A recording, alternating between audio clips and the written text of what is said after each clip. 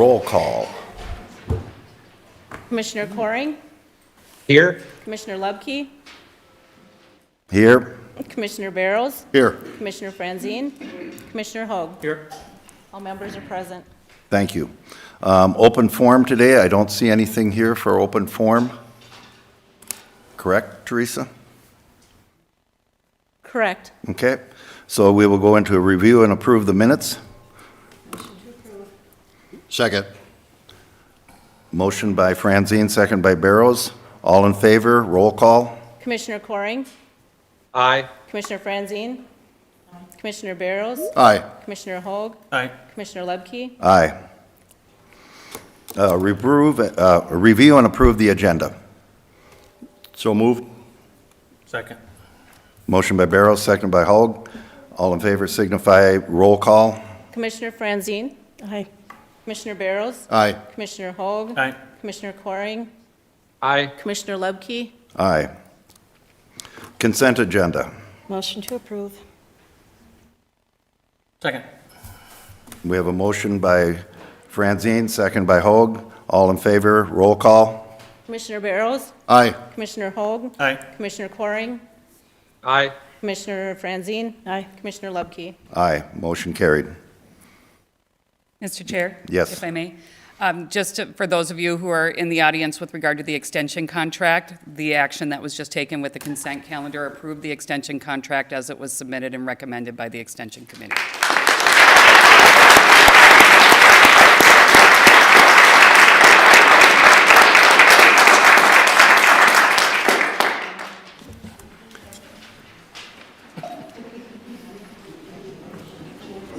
I'll wait till they leave. Here, I'm gonna step out for a minute. Okay.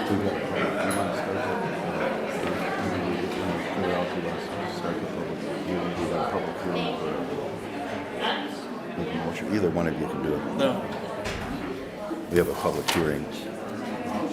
Yeah. We'll wait till it clear out. Got a couple We'll minutes. wait till it clears out.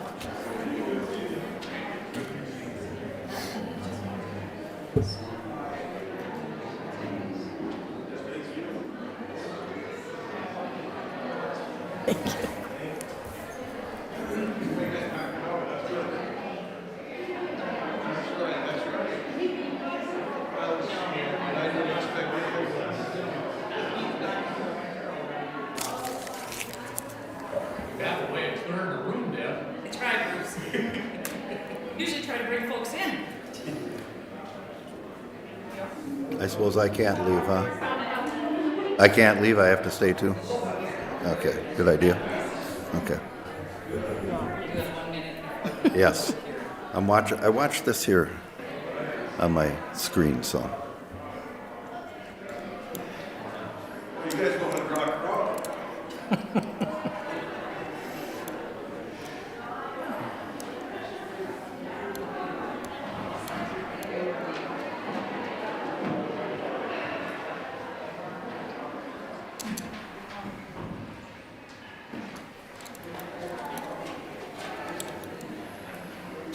Next on the agenda, if everybody's settled, we have a public hearing.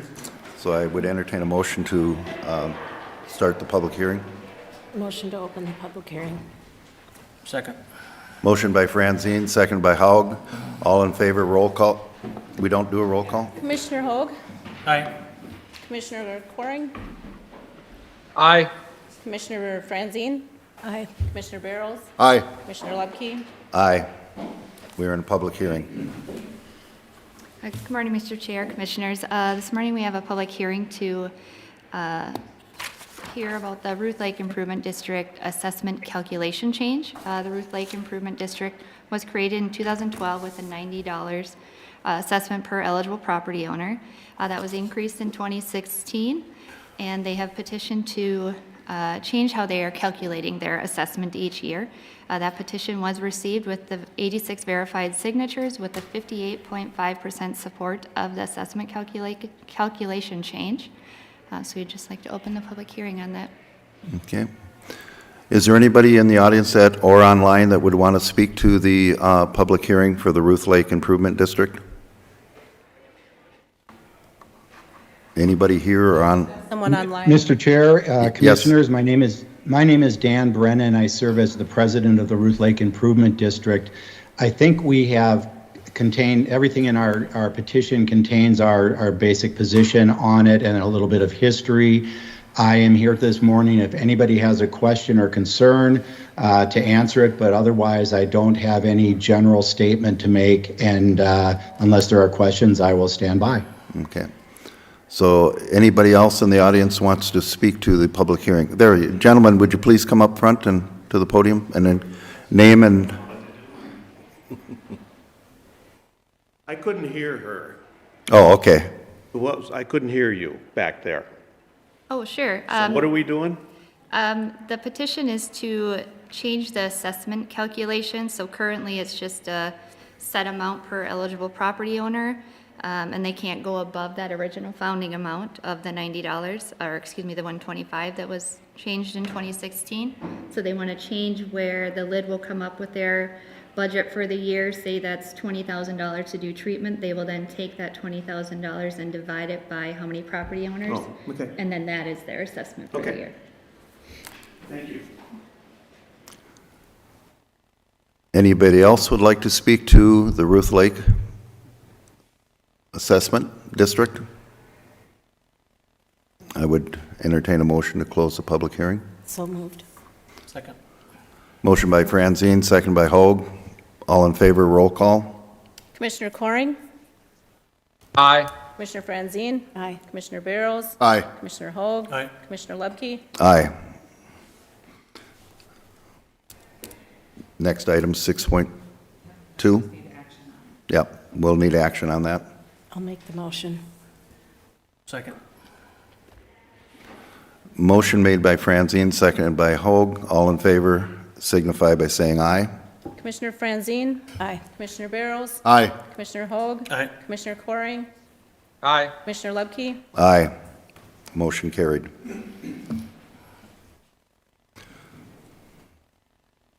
Next on the agenda, we have Minnesota Power. Zach? I was going to try to pronounce, I think it's called, I'll let you do it. Golkowski. Okay. I like to hear people try it, though. Thank you.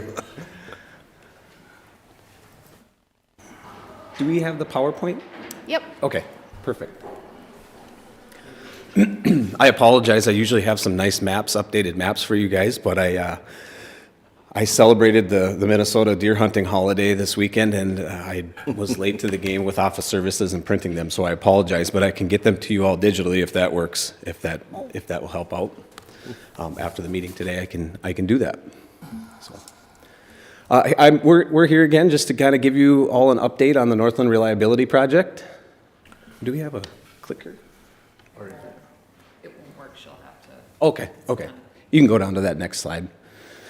This is just a little background again. The Northland Reliability Project is a double-circuited 345 kV transmission line from Iron Range Substation in near Grand Rapids, Minnesota, down to Becker, Minnesota, approximately 180 miles, with two expanded substations and two brand-new substations. One here right at the Cuyuna Series Compensation Station, kind of by the Riverton area. It's part of the MISO-approved Tranche 1 regional plan, which is the blue line on that map. Want to keep going?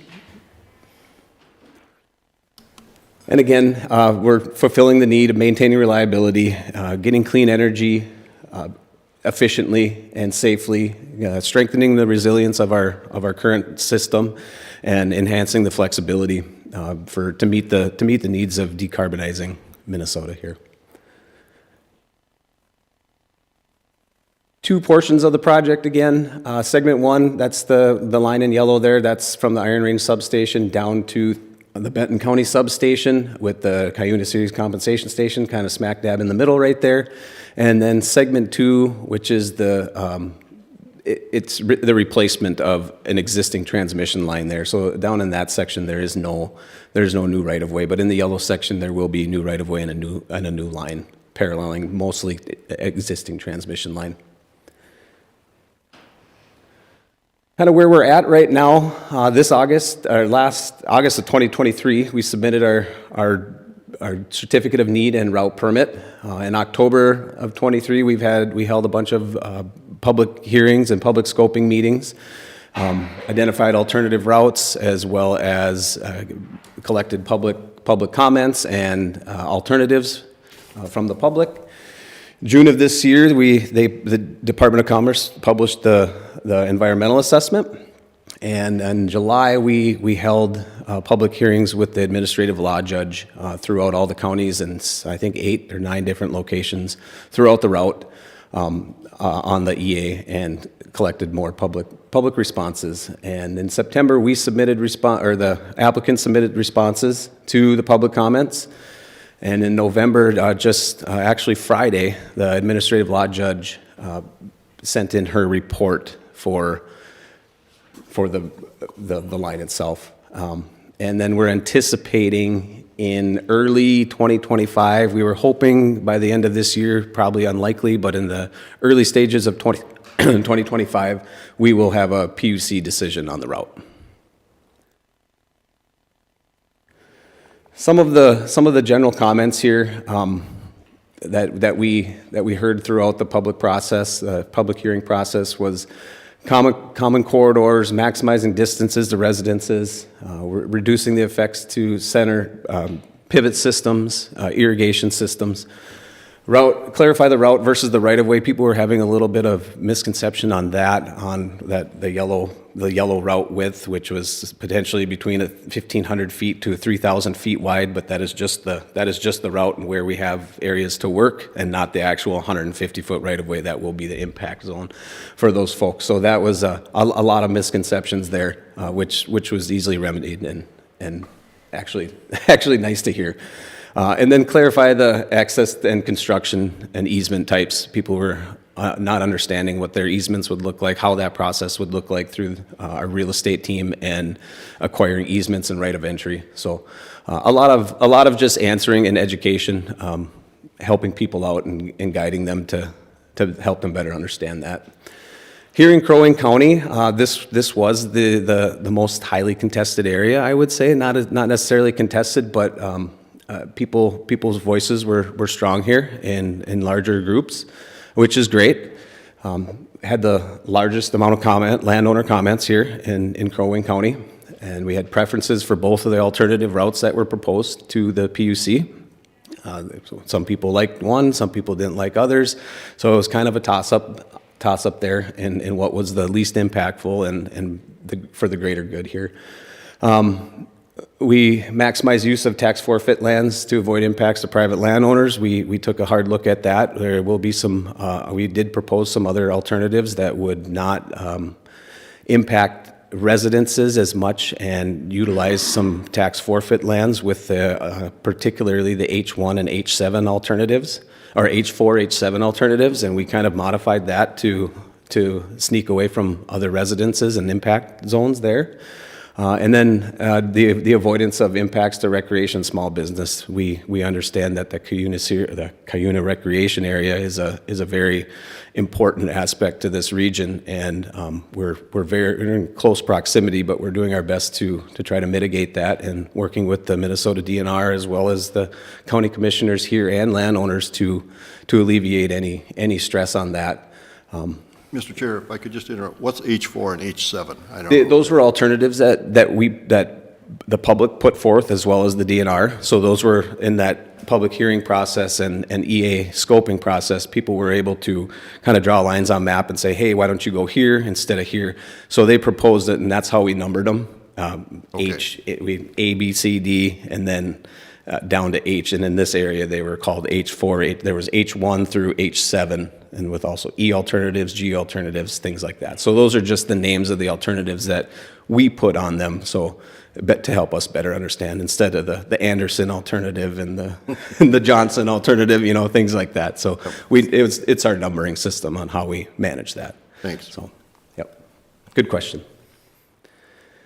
Any other questions? You can go to the next slide, please. We already covered this, the route permit application of August 2023. That's what it looked like at the beginning of this, and throughout our scoping and hearing process and understanding public comments, we've created and submitted to the PUC after the ALJ had the hearings. We submitted two different types of routes and with modifications. One called the co-location maximization route, which incorporated a lot of the alternatives that folks put through, and as well as the DNR and other agencies. And then we have the modified proposed route, which is our proposed route with some of the alternatives and modifications to what we submitted back in 2023.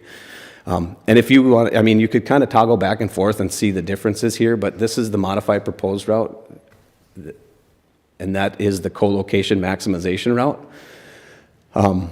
which, once again, I'll give you guys some more zoomed in maps here. I'll send them digitally so you can have them at your convenience.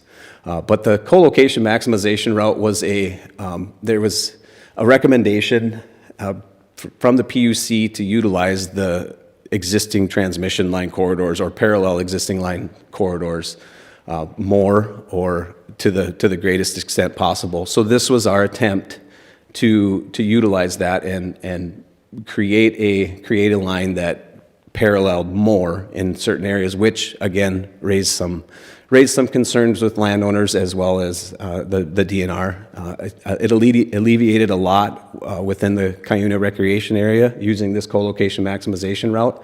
The proposed modified route is a little bit more impactful to the Cuyuna Recreation Area, but this would be one of the ones that would alleviate a lot of concerns there, and it incorporated a lot more of the alternatives that the public put forth. So. As of right now, this last summer was filled with surveys, rare plant surveys, cultural resource surveys, wetland delineations. We had bad acoustic monitoring surveys throughout the entire line. We had enough right of entry to complete, I would say 90% of our surveys. We did not do any surveys on a lot of the alternatives that were put forth. So next year there will be another round of surveys that will happen, depending on which route is approved by the PUC. So a lot more to come, but this year we'll also be doing, since in segment 2, which doesn't really affect Crow Wing County, in segment 2 we will be doing some soil borings once the Public Utilities Commission proposes a route, and we will be hitting the ground running in that section, since we don't have to create new right-of-way. It's going to be wrecking out an old line, replacing it with the new 345 Northern Reliability Project. So again, we'll be continuing these surveys and these studies moving forward into 2025 with an anticipated construction start date in segment 2 in the winter of potentially the winter of 2025 and the fall, starting fall for actual wreck out of the old lines in 2025 down there. I think there will be potentially some things going on in the winter or the fall of 25 here, pending the results. You can move forward, or is that it? Okay, some of the things for the right-of-way and right of entry process here and what landowners should expect.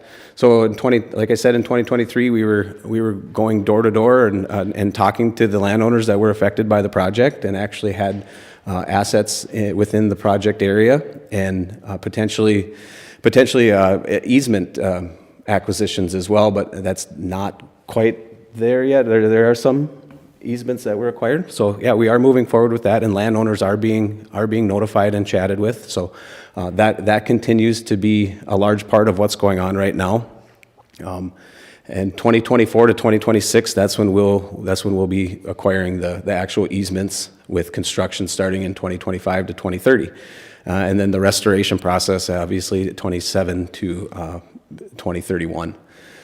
But again, yeah, landowners are contacted and to begin the right-of-way acquisition process. That includes right of entry and potential easements. An easement will be presented to the landowner and an offer based on market value. And then we'll continually work closely with the landowner to resolve any concerns and reach an agreement. And then the utilities construct and operate and maintain the transmission line with that easement in place. So kind of the sequence of events, and that is all ongoing and actually happening as we speak. Go ahead. Some of the project milestones here, obviously engineering is a big one. We're focusing on the substations right now as well as the transmission line. It's really hard to do without an actual route permit in place. You don't want to put a lot of time and effort into doing something that might not even happen. So a lot of thought is going into that, but right now the substations are really being looked at from an engineering standpoint. Then once we get this route permit in place, we'll begin the real hard work of doing the state and federal permitting. That's Army Corps of Engineers, Fish and Wildlife, wetlands, and the utility crossing licenses with the DNR and Minnesota Department of Transportation, and then some potential conditional use permits at the county level for laydown yards and things like that. Soil borings again. This segment 2 will start in the fall of probably 2025, with maybe potential soil borings at some of the substation sites, and for sure, hopefully we can get the exploratory borings done in segment 2 this winter yet. We have to do a lot of so with the new northern long-eared bat being listed, as well as the tricolored bat. Everything will be, most everything, including the tree clearing, will be done in the winter months to not disturb their habitat during the time that they're here. So we have the Fish and Wildlife Service just put out a report that we can do tree clearing, and the bats are no longer present from November 15th November 1st through April 15th. So that's the time period in which we can clear the trees. So it's not a huge window, and it might happen in segments, but that's kind of the timeline we're working in, as well as a lot of the wetland work and agricultural fields have to be done in that time frame as well. So most, if not all, of the construction, especially the clearing, will be done during the winter months. And again, anticipate construction starting in segment 2 in 2025. So it's coming up. So we continue to communicate, and we're here to answer any questions. Anybody can submit anything to the PUC and the docket on those docket numbers at any time, which is seen by us as well as the PUC and Department of Commerce and EERA. We have our website, which is a great resource, northlandreliabilityproject.com. It's got an interactive map that we can look at and follow the route and look. You can look at the modified proposed as well as the co-location maximization route and kind of toggle back and forth and see which one and zoom into your affected properties and actually submit comments there as well. So land agent updates and notifications, that is also continuing and is going to be ongoing. Newsletter and postcard updates as we receive information, especially when the route permit comes out. There will be notifications and mailings to agencies and landowners. And then local leader project update presentations such as this one. We have monthly standing meetings with the Minnesota DNR. We have meetings with the Minnesota Department of Transportation, standing meetings with the Fish and Wildlife Service, as well as monthly meetings with the Army Corps of Engineers. So those will probably ramp up here, probably be bi-monthly moving forward, especially once the route permit gets issued. Again, PUC decision on the certificate of need should be, hopefully, we're anticipating January of 2025. We were hoping December of this year, but I do not see that happening. Again, here's our contact. You can connect with us at northlandreliabilityproject.com. You can send us an email at connect@northlandreliabilityproject.com, or you can call our hotline at 218-864-6059. And those are available at any time. Or you can reach me directly. Any questions from the board for Zach? Mr. Chair. Yes.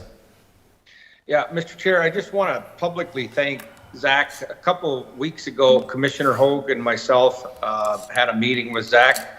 They got an office in town, and I thought maybe it'd be a 10 or 15-minute meeting, but I think we were there about 2 hours, went through the whole route. It's actually going through Commissioner Hoag's district and myself. And I just want to commend Zach and everybody working on this project. I think they're trying to do it without having it hurt anybody's property. And I appreciate that because, you know, people's property is pretty darn important to them. And I just want to publicly say I appreciate you. It seems like you guys are really trying extra hard not to have to go the eminent domain process. So thanks, Zach. Yeah, that is definitely a goal, Mr. Carring, and we are striving for that, and I think communication is huge, and it's not only communication, it's just education. You know, people don't understand. I mean, it's hard enough for me to follow along with what's happening and all the processes, and I mean, I can't imagine being a member of the public and just not having all that information at your fingertips. So it's really easy to sit down with people and chat with them, and it usually ends up being a great conversation, and it's just a little bit of confusion or not understanding the process and how things work. So we're more than able to do that, and if any of your constituents have any questions or anything, we'll gladly come to their house or meet at a coffee shop and have a cup of coffee with them and chat about the project and what they have concerns about or if they just have questions. We're more than willing to do that, especially in this area. Like Paul said, we have a field office, and it's easily accessible, and we can meet with anybody at any time. So we have a great staff, a great group of real estate folks that are really working hard to educate and keep this process flowing smoothly. So proper preparation, I think, it's going a long way, and I think we're seeing it here. So I have one question or a couple of questions. When do you plan to, if everything goes through, and I know you're already being pushed a little bit further out than you'd like, when do you look at actually energizing that line? Commission would be 2030. That's the goal. Really? Yep. It's that long out? Yep. It's 180 mile. It's a big process. So that's the goal. Things could happen sooner. That would be great.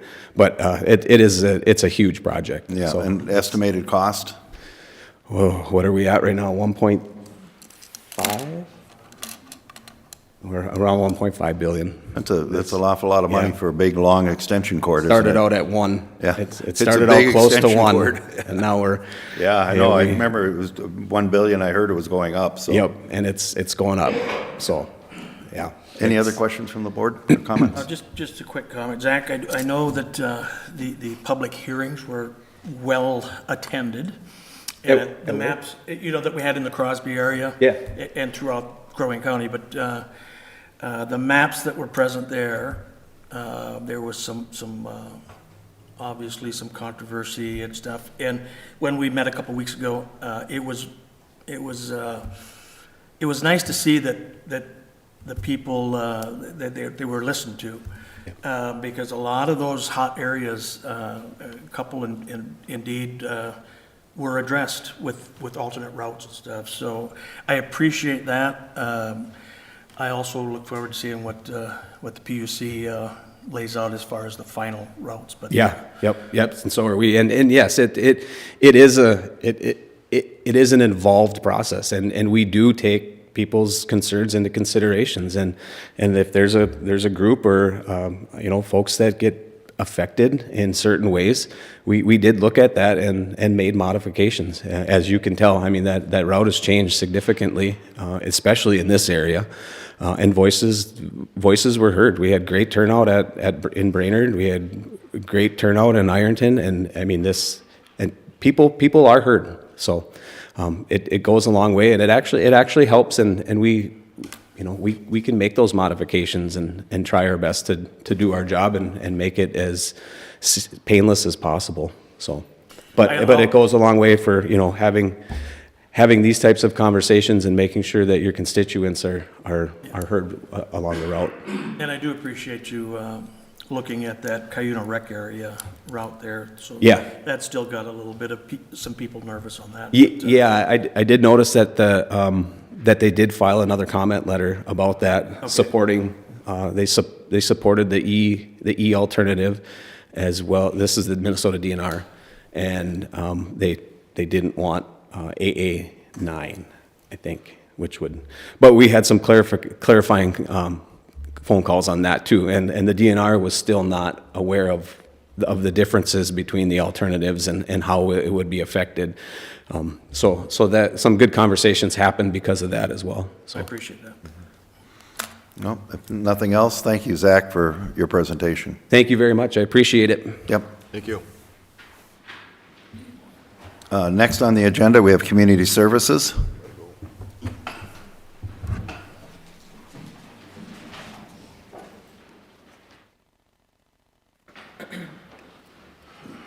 Good morning, Mr. Chair, County Board, Cara Terry, Community Services. You might remember back in February of this year, I came before you asking for a Clay County resolution of support for their Psychiatric Regional Treatment Facility, or a PRTF. Psychiatric Regional, okay, yeah, I got that right. Clay County continues to work towards solutions for our lack of bed availability for juveniles. There was a bit of a change in terms of the letter of support that you had approved in February in terms of the location. Clay County is looking to revamp an existing facility as opposed to building a new facility. They continue to work with Solutions, the vendor that was in place at the previous, during the previous request. The Representative Heather Keeler, Senator Kupik, and the Clay County Board of Commissioners are all on board, and they've asked for letters of support from surrounding counties. The prior letter, as I said, was approved on 2/9. The prior plan requested has changed, as I mentioned. It's still an 18-bed facility. They're hoping to build a new non-secure in order to bring the PRTF to fruition. I had attached a informational sheet for your reference. It's the same information that I had provided in the past. So today I'm asking for you to approve the resolution for the PRTF Clay County Resolution of Support. Mr. Chair, if I might ask one question. Yes.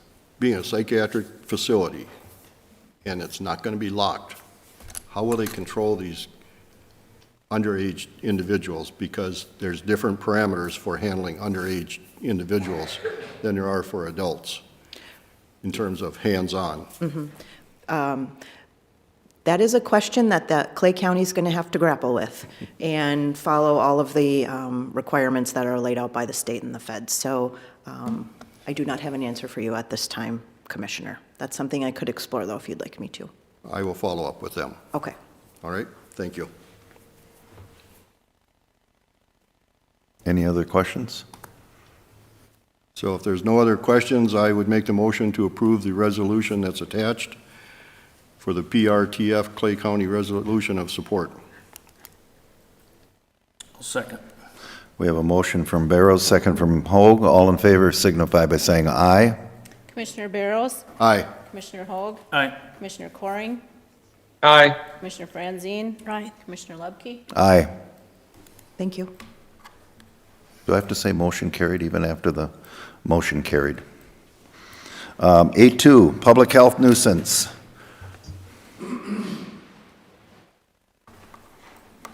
Good morning, Mr. Chair and Commissioners. I'm Gina Heyer, Public Health Manager for Crow Wing County, and I would like to introduce to you today Taylor Lesmeister, who is our new public health educator, and his focus is on abating public health nuisances. Go forward. Thank you. Good morning, Mr. Chair, members of the board. We are bringing forward 2 properties today in which, upon investigation, was determined that a public health nuisance does exist for both. The first property is located on the 10,000 block of Crescent Drive in Nisswa. This property was found to be burning garbage and utilizing a failing septic tank back in July. A cease and desist was issued at that time for both concerns, and we were working with the property owner to address any ongoing public health issues, which involved household waste, improperly stored, an accumulation of household items, buried waste, vehicles, trailers, and appliances, which all act as an attractant to insects and vermin. On October 28th, we completed a site visit after receiving an additional report that septic waste was actually being pumped across the roadway and into a nearby wetland by the tenants. Due to the imminent threat to public health, we contracted with a septic provider to have the tanks pumped and have a compliance inspection conducted. We requested emergency use of solid waste funds at that time to ensure that the abatement occurred, and we continue to work with the property owner to abate the household waste and other issues which provide attractants to nuisance critters. However, we would like to request that the board approves us to utilize additional solid waste funds if the property owner is unable to make adequate progress moving forward. Just a question, are those funds then being put back against the property? Yes, they will. Okay, so would we reimburse for them somehow, somewhere? Yep, so they would be tax assessed to the property Okay. if the person is unable to pay up front. Any other questions from the board?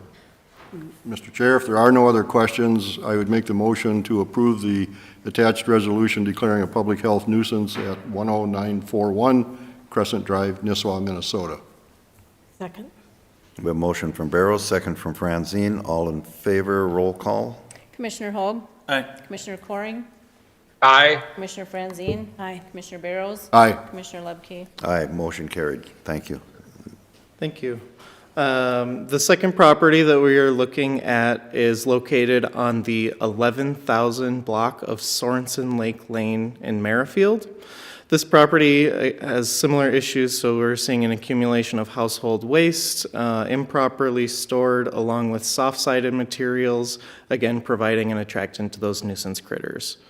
The property owner was provided a notice to abate the concerns, and progress by the property owner has started. However, it is not abated in its entirety, and the public health nuisances remain. Land Services and Public Health have both worked with this property back in the past in 2023 to successfully abate similar concerns. Again, we received an additional complaint, and upon investigating, we're able to confirm that that nuisance still exists. So again, we are asking permission of the board to utilize solid waste funds if the property owner is unable to continue making adequate progress. This would also, again, be tax assessed against their property if they're unable to pay. Any questions? Mr. Chair, if there are no questions or concerns, I would make the motion to approve the attached resolution declaring a public health nuisance at 11216 Sorensen Lake Lane, Merrifield, Minnesota. Second. Motion by Barrows, second by Hoag. All in favor, roll call. Commissioner Coring? Aye. Commissioner Franzine? Aye. Commissioner Barrows? Aye. Commissioner Hoag? Aye. Commissioner Lubke? Aye, motion carried. Thank you. Thank you. Thank you. Next on the agenda, we have some land services.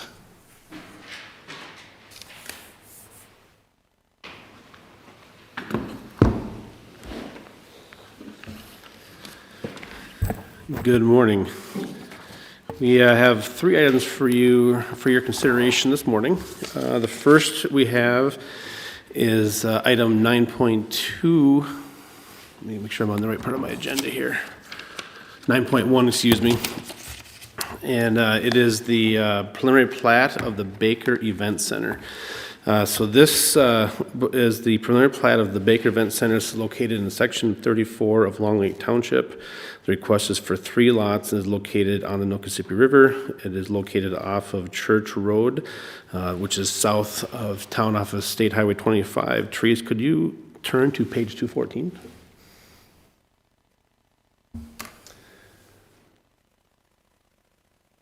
So there's the parcel there. You can see that you got 24, why can't I ever find the, there we go. There it is. So you got State Highway 25 here, we come down Church Road, so it's at the south end of Church Road, and they're basically wanting to create 3 lots here. If we can go back up to the page before. This is a better, you can kind of get an idea now of what it kind of looks like there with the way the parcel sits. And then if we can go back to the plat, which is on 212. So this is the way that the 3 lots would lay out. Just to be clear, this application also included a conditional use permit for an event center, which was approved by the Planning Commission Board of Adjustment as well at that meeting on October 17th. Again, just to be clear that that conditional use permit was approved at the Planning Commission. It does not come to the county board for your action. That action's been delegated to the Planning Commission by the board. So today, all that you are reviewing is the preliminary plat of the Baker Event Center. The Planning Commission Board of Adjustment held a public hearing on October 17th for the preliminary plat of the Baker Event Center consisting of 3 lots. The board recommended unanimously to the county board to approve the preliminary plat based on the finding of fact that you find in your packet this morning. Staff have also reviewed the packet, the application, finding of fact, and all the information provided, and recommend approval as well. I'd be happy to answer any questions. Commissioner Coring, that's in your district. Do you have any questions in regards to that? No, I do not have any questions. I do have quite a few constituents. Actually, Chris was nice enough to meet with one at the Wings Cafe a week or so ago. The township was opposed to this event center. All the people on Church Road were opposed to it, but it was approved anyway. Obviously, Chris said we don't have anything to say about that, but I will be voting no on this just as a protest vote. Obviously, it meets all our requirements, but there's a lot of constituents that are not happy about this event center.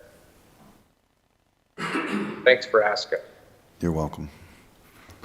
Any other questions from the board in regards to this?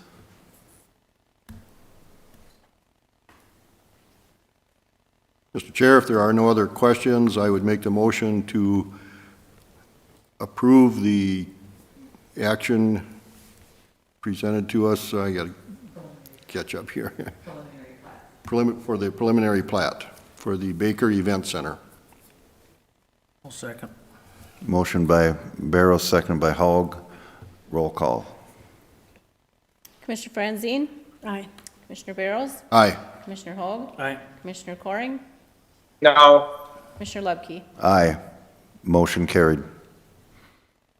Now, I think number 2 is your next item on there? Yes. Okay. So the next item on the agenda is another plat. Today, what we're asking to look at is to approve both the preliminary plat and the final plat. This will take 2 separate motions for this review today. And so what you have is, again, it's the plat of King Shores. This is located in Section 26 of Bay Lake Township. The request is for 4 individual lots on Partridge Lake. It is located directly off of County Road 10. If we can look at packet page 247.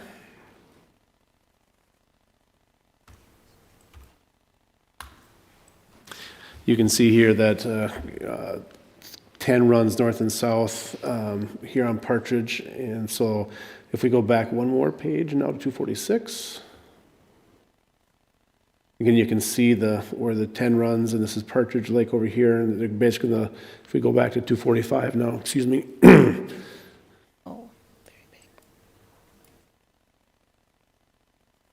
There's no new roads planned here. Everything is coming off of County Road 10. There'll be a joint access for these 2 lots here as you can see, trying to minimize the access off of County Road 10. So the Planning Commission held a public hearing on October 17th for the plat of King Shores, consisting of the 4 lots. The Planning Commission recommended unanimously to the County Board to approve the preliminary plat based on the finding of fact in the packet.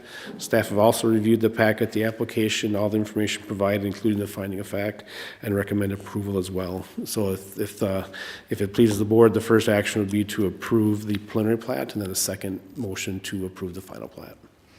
I'd be happy to answer any questions. Any questions? No, I would make the motion to approve the preliminary plat of King Shores.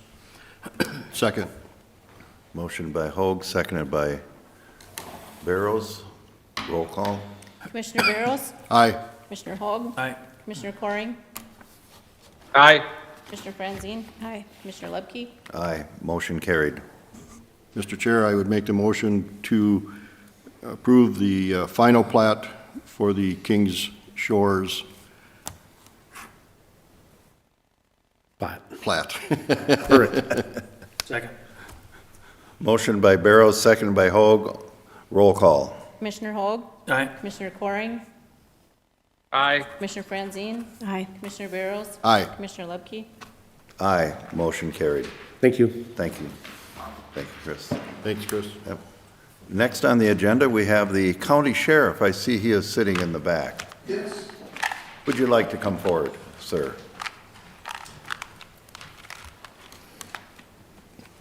Good morning, Commissioners. I don't have anything for you today, but I certainly entertain any questions that you might have for me. This is obviously our busy time of the year with hunting, national holiday, it seems like. Nobody wants to work, everybody's out hunting. Anybody have any questions for the Any sheriff? concerns at all? Mr. Chair? Yes. Mr. Chair, I do have a comment. If you remember at Personnel, Sheriff Klang, I mentioned we were talking about dogs, and I believe the Sheriff's Department has a couple of dogs. They're not really drug dogs. I think they're search dogs. Is that correct? They're both, search and, Oh, they're both? Yep. Perfect. yep. So anyway, we were talking about that, and, you know, like this 4-H and the Master Gardener, I think the board looks at every detail, and we were looking at the expense that the dogs cost, because the county taxpayers pay for the dog food. And I mentioned that maybe we should reach out to Sarah Barrett of Barrett Pet Foods. Well, I actually did reach out to Sarah Barrett, and she was very enthusiastic about providing. She says, you tell us where you want a pallet of food, dog food, and we'll bring a pallet of dog food. They're more than happy to donate to the Sheriff's Department for those two dogs. Wow. Yeah. So I will, Sheriff Klang, I will send you Sarah's number, and you can kind of coordinate with her, but they're really excited about donating and helping out in any way they can. Great people. Commissioner Corn, I really appreciate that. And that really, No problem. that is the example of our community support for our law enforcement here. And it amazes me every single day you hear stories like this. That's pretty cool.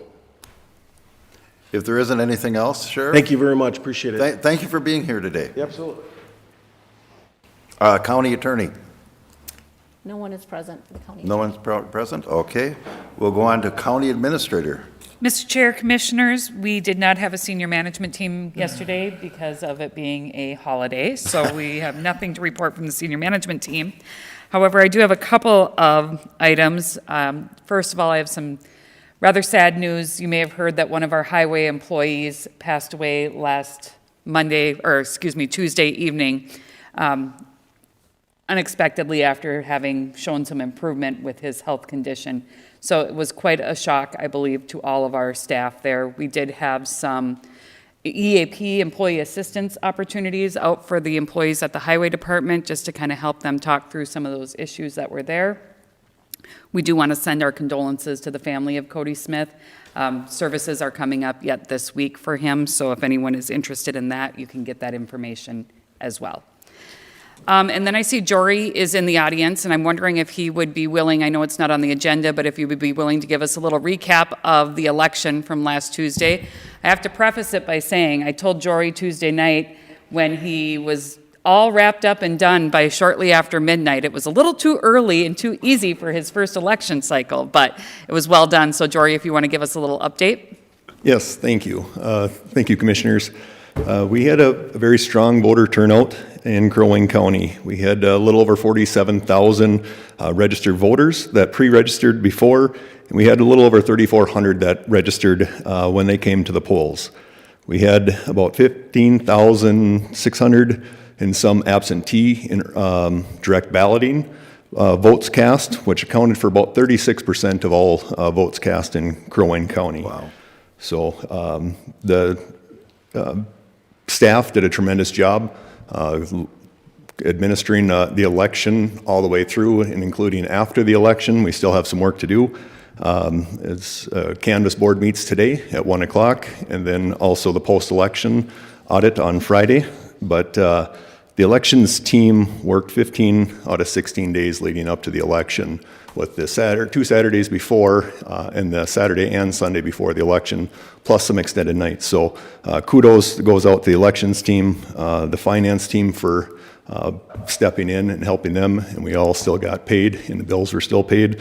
On top of all that work, our IT staff that did a tremendous job working all hours of the night to make sure our systems were up and running and protecting us from cyber attacks, and our facilities department that helped facilitate getting the election judges from all the precincts that we have their equipment and then checking them back in on election night. So very good effort by all, and I'd be happy to answer any questions you might have. Mr. Chair, if I might, I would just like to compliment all of the judges across the county, all of the staff that participated, and all of the volunteers that gave time to our election cycle. I don't think we can say thank you enough to that group. I think it came off done professionally. It was done expeditiously. I think that's a word. It is a word. Nice word, yeah. I'll have to It's look a it lot up. of letters. I'll have to I'm look not it up sure sometime. But I think it was amazing what you folks did, so thank you very much.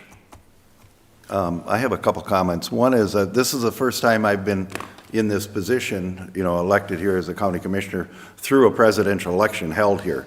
And it was pretty much, holy mackerel, where are these people coming from? And it was really well done. And a friend of mine told me he was here with his wife, and he said, instead of him waiting for Breezy, he had to go back to the cities and stuff. So he did it right here. He says it was just slick. He says we went in there, came in, and got it done. On a personal note, my mother-in-law, who's 90 years old, who can't hardly get out of her house, my brother-in-law picked her up, brought her over here. He went up. And a little bit later, a couple of people come down. She was able to vote right from the car. And she shared that story with me this weekend. And I was thinking like, hey, cool, we're doing it right here in Crow Wing County. So I just want to let you know that. Really appreciate everything you've done. Yeah, that's great. And I know our staff appreciates being able to help mobility, people with mobility issues to go and do the curbside voting and allow them to cast their vote. We also had about 76.3% of the eligible voters in Crow Wing turned out, and unofficially, but comparing that to the state, it was 75.9%. So we were higher than the state average for voter turnout too, and hopefully along those same lines. We even had folks that came into the counter and voted. One was a 91-year-old gentleman voting for his first time, so. First time ever. First time ever. Wow. We also heard stories of people that were voting that had never voted before. So we had a lot of first time, and not just the late teenagers or early 20s. These were people retirement age that were voting for the first time in this election. Pretty cool. Jory, what was the total number of votes? 42, a little over 42,000. If I can get that screen up. So you had 42,612 people who voted in Crow Wing County unofficially. I think that's the highest number of people who have ever voted. The percentage is a little bit less than what the highest percentage was. I believe the 2020 percentage was a little bit higher. Yeah, so in 2020, comparing the 42,612 in 2024 compared to 40,323 in 2020. Good work. Pretty impressive. Yep. Thank you, George. Thank you. Mr. Chair, Yes. could I also thank all the staff up there? I actually asked Deb for their emails. I was going to send them a personal email. I haven't done it yet. I'm going to, but I actually brought Murda up there and myself, and we voted, and it was just worked really slick. And it just, they really, really worked hard. I thought the election went really well. Not a lot of new voters. It's amazing. I don't know if it was Kamala Harris or Trump or whatever, but Trump carried Crow Wing County by just shy of 65%. Wow, that's huge. They say 60% is a landslide. It was even more than that. So it's huge, huge, huge. Thank you. Thank you, Paul. Mr. Chair, the other item I have for you today is the petition to vacate part of Hartley Drive. If you recall at your last meeting, this was an agenda item that you had, and you had asked for some additional information with regard to the feedback that came from the highway engineer's recommendation to deny the petition.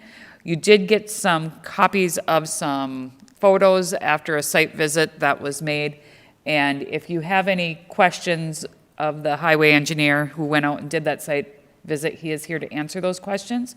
Otherwise, we do need some action either to approve or deny the petition. Do we have that, any of that we could bring up on the screen, if we could, just a little bit? Larger a little bit. I don't know, I know when we talked about it the last time, we were talking even about going out there and making a trip out there.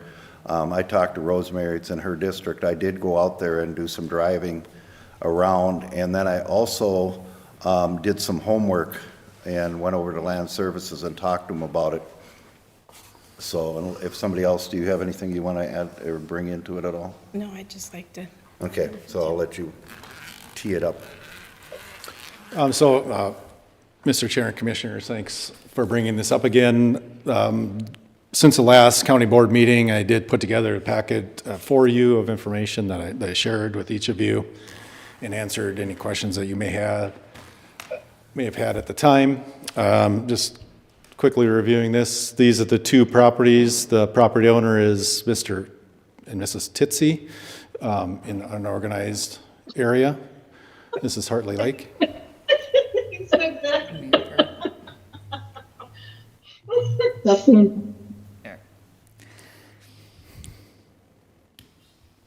I hope I pronounced that correctly. It sounded like somebody didn't think I pronounced that correctly. Next slide, please. I'm sorry. These are the two properties owned by the petitioner, and this is the area that they identified as requesting to be vacated. That includes a portion of a platted road, and you'll see that on the next slide. So I went out and I went out there also, but I also looked at our records and the GIS mapping and things like that to determine and come up with this summary of what's going on out there. The two green areas are public roads that are maintained by the First Assessment District. These are ones that are authorized by this board at some point to receive public funding. The area in red is a platted area that is not, there's no public road on it, and it is privately maintained. Again, this is in contrast to the green. This is an area that the township board or the county board at the time did not accept, and that's why no snowplows go out here or anything like that. It's not public and maintained, but it is a roadway platted to the public. Hence the request to vacate.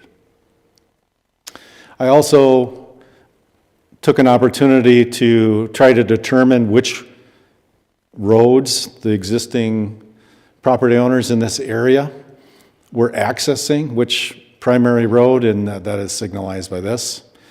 The only one that was kind of a surprise to me was Mr. Pifo here. he does actually come down this private road and utilize this portion of Hartley Circle to get into these two properties. But we don't maintain that at all. That's just private. I mean, it's a dedicated road, but we aren't maintaining that red area at all. Essentially, it's acting like a driveway on public property, Okay, similar to what's happening here right. in this area. There was some discussion about the fence, and I don't know if that impacts your decision at all, but this is the location of the fence, and in the photos that follow, you should see both sides of it.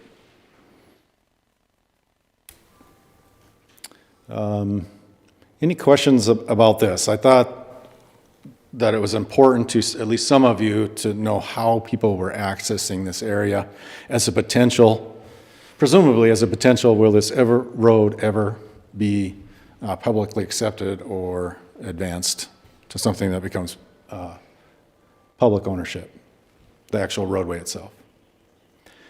Another thing, and I know this is important to someone, we've had some discussions about it, I mentioned and put on here, it's very tiny, but it's a 20-foot easement. So the 20-foot easement is really important because the platted right-of-way, and I'm going to go down to, well, that's hard. It's really tiny. The platted road in this particular area is only 46 feet wide. So when the person that platted this area in the past, I believe it was 1968, had the foresight to dedicate enough for a public road. So a 20-foot easement plus 46 feet is 66 feet, 4 rods, road. And that is indicated here. This is actually the plat of the area. I have it. It is the first edition to Hartley Shores. And this is actually, in our research, this is the only place that we find it officially mentioned other than some of the deeds for some of these properties in this area. And if I think I showed this last time. It's actually mentioned, it's not only mentioned in that drawing, but it also up in the citations in the top. It officially mentions a 20-foot easement. And that is the only, so far, this is the only record we have of, official record of it, other than it is mentioned on some deeds and some it's not. I know, that's what I was going to allude to when I did my homework. And we still believe that it exists. We could not find, and we have not done an exhaustive research of it. Maggie in our GIS office in Land Services did a little bit of homework and was looking into it. She could not find anywhere where that easement was extinguished, meaning it was taken away. So it was established by this plat, but we have yet to find anything that has removed it, and that is also, it still remains on some of those deeds. So we believe it's still in place, and that certainly can be researched much more in depth if it gets to the point where you agree to vacate it. Because if you do, I would suggest that we make sure that it coincides with the platted area that's vacated, because we still would not want to cut off this area from becoming a public road in the future and having the width to have it. And so in my recommendations, I said if you get to that point where if you're willing to vacate that area, we'd ask that the petitioner with his legal team to do the research, do the proper legal work to only limit a portion of it. But of course, we have to get there first. So. And would you state your recommendation? The recommendation is to deny. Okay. And the recommendation is based on the question that's really in our process. Will it, in now or in the future, could be a transportation asset? And that is yes. It may not be for a long time, but the answer is yes. It could be used for a transportation asset in the future, and that's the basis of my recommendation. And really, that's what it kind of boils down to. I think on considerations, I put together a number of considerations for you. Can you advance that for me, Therese? Here's some of the pictures. Yep. I think you're familiar with, if you have any questions about any of those pictures? No, I went and looked at it and drove Okay. up and down it. Let me, If there isn't anybody else on the board that has any questions, do you have any more questions for? If not, I will start with mine. Go back to your first picture, if you don't mind, the one that you show the map. Right, go back, next one, after that one. When I was doing my research, the lots above the yellow, that is all Hartley Shores original plat, okay? The Hartley Shores, and then the other stuff that's been down below there, that's the first addition to Hartley Shores, and then to the right of that, which it doesn't show on the green line, that was Lee's first addition. That piece of property there that that gentleman has never been in any plat at all. It's just government lot 1.